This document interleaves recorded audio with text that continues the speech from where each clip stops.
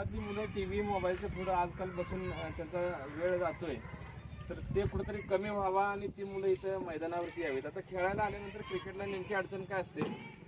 आता ही पिच आहे, काहीच अडचण नाही, पण पिच नसताना मध्ये आधे छोटे मोठे दगड किंवा चढ उतार असतात, त्यामुळे बॉल पडलेला अचानक बाउन्स होतो आणि कुठेतरी शरीराला लागून भयानक दुखापत अशी होऊ शकते की तेव्हा आयुष्यभर किंवा अपंगत्व त्याला येऊ शकते. म्हणून क्रिकेट सारखा खेळ खेळत असताना या प्रकारच्या पिचची गरज असते. आणि ही पिच गेल्या अनेक वर्षापासून ह्या मुलांचं स्वप्न होतं आणि ते आज या ठिकाणी प्रत्यक्षात आलेलं आहे. आता जे पिच झालं म्हणजे सगळंच झालं असं काही नाही, तर अजून काही बऱ्याचशा अडचणी आहेत. आता या ठिकाणी शाळेचं सहकार्य लाभलेलं आहे, सगळ्यांचंच सहकार्य आपल्याला या ठिकाणी असतं.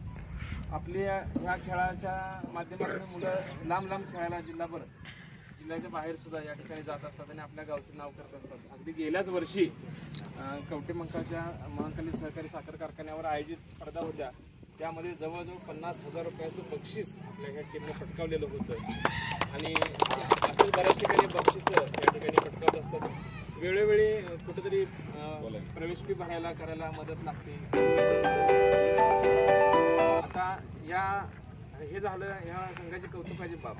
या संघामध्ये खेळणारे खेळाडू तुम्हा सगळ्यांना मी या ठिकाणी विनंती, जे ग्राउंडचं उद्घाटन होत आहे, जे सिमेंटिकली बनवलं, नवीन बनवत असताना जे दानशूरता असते ती आम्हाला आपल्या गावातून अशी म्हणजे एक जबरदस्त अशी बघायला मिळाली की पहिलंच आम्ही असं सहज बसलो होतो की मी म्हणलं सचिन एवढ्यांना फोन करतो, म्हणलं की आपल्याला काहीतरी भेटलं. नुसतं फोन करता क्षणी हे काय तुम्हाला काय आणायचं ते आणा म्हणून लगेच एवढा म्हणजे उत्तर लगेच आपल्याला त्यांनी दिलं, त्याबद्दल एक अतिशय